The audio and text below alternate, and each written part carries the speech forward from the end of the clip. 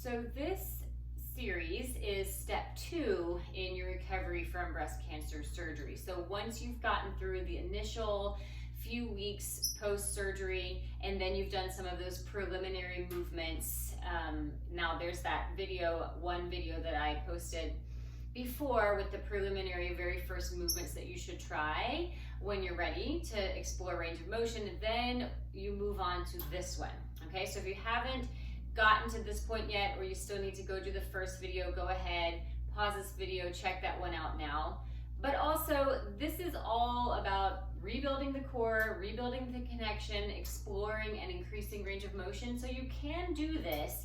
You just want to be very mindful and be very careful. If you find any movement is stretching a little bit too far for where you're ready, then just shorten the range of motion and go from there.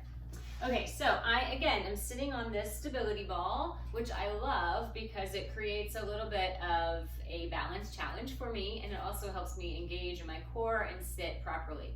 You're welcome to do this in a chair, sitting on the edge of your couch, whatever works better for you. So let's start with your feet a little bit wider than hip distance apart, sitting in neutral spine. So you try to make sure all of your natural spinal curves are present, and then you're sitting just in front of those sits bones, right? So you're not sitting right back on your sits bones or on your tail. You're sitting just in front of them on top of the pelvic floor. So you find that nice engagement of the core there. And then place your hands on your lower belly. And as you inhale, widen and expand your belly, sending your breath into your hands. And then as you exhale, connect, pulling the belly button back toward the spine. And repeat, inhale, widen and expand your belly, sending your breath into your hands. And exhale, narrow. Inhale, widen and expand, sending your breath into your hands. And exhale, narrow. Inhale, widen and expand. Exhale, narrow. So if you need a reminder on the breath or the engagement of the core, I've got several videos about that on my YouTube channel, so check it out. Rest your arms by your sides, just leaving them down by the sides, palms facing in toward the ball or the chair. Walk your feet in so that your heels are in line with your sits bones. You're now in a more narrow leg position. Inhale here. As you exhale, engage your abdominals, float your right knee up, and then inhale, lower down, and exhale, alternate sides, lifting the left, and inhale down. So we're using our core. Keep this going, lifting right on the exhale and down, and then left. And keep this going, right and left, right and left, right and left, right and left. And then from here, as you exhale, extend your right leg forward and inhale down, and exhale, extend left, inhale down. So trying to challenge the core just a bit. Inhale down and left, inhale down and right, inhale down and left, inhale down, right, inhale down and left, inhale down. And then from here you can open your legs a little bit. So we're just using that to connect to the core. We'll do some deeper ones a little bit later. Let's start with some range of motion in the neck. So sitting up nice and tall, just gently tilt your right ear towards your right shoulder and then lift. And then slowly, gently left ear toward the left shoulder and up, and right ear toward the right shoulder and up, and left ear toward the left shoulder, up, and right ear toward the right shoulder and up, and left ear toward the left shoulder and up. And then from here, take the right ear toward the right shoulder and then turn your nose down toward the ground and back and lift. And then left ear to left shoulder, turn the nose down and forward and up. One more time each side, right ear turn the nose down, forward, and up, and left ear to left shoulder, turn the nose down, forward, and lift. Both arms reaching forward, palms facing in toward each other. So if you can go up to shoulder height by this point with your arms straight, that's great. Now from here, open your arms as far as you can out to a T position. Inhale into your rib cage. So try to breathe into the ribs and your armpits here, and then lower the arms down. And reach up again. Open those arms out to a T, breathing into the rib cage, and lower down, and lift up, open out, breathe into the rib cage, and down, and one more time, arms forward and up, open out, breathe into the rib cage, and lower down. Let's just lift the right arm up, open out to that T position. Now see if you can take the arm a little bit farther back and rotate your body as you go, keeping the hips forward and your chest can rotate, and then lower down. And then left, up, forward, open out to that T, reach it slightly back, and lower down. Again, right palm faces in, palm faces forward, open slightly back, rotating the rib cage but not the pelvis, and down. So you're getting a little bit of a rotation and twist, engaging the obliques as you go, and lower down. From here, start with the palm facing in, arm forward, sweep the arm down, rotate the palm to face out toward the right side, and then reach your arm back, lifting up to about shoulder height, and bring it down. And then left, reaching back, rotate that palm, twisting the rib cage, twisting the belly, but the pelvis stays forward. So both hip points stay forward, and reach, and lower down, and one more, left, and lower down. From here, reach and try to circle all the way around. So see if you can get more range of motion here. Of course, any range of motion works. And reach with the left, lift the arm up, and lower down. And reach with the right, rotating here, pull the belly in, and lower down.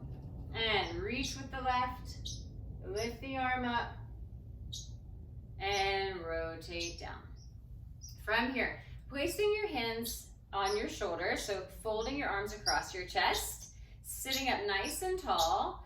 First, we'll just side bend to the right side, so lifting the left side of the rib cage, pull your belly in nice and tight, and then sit up tall. And then side bend to the left, lifting the right side, and sit up. And side bend to the right, and up. Side bend to the left, and up.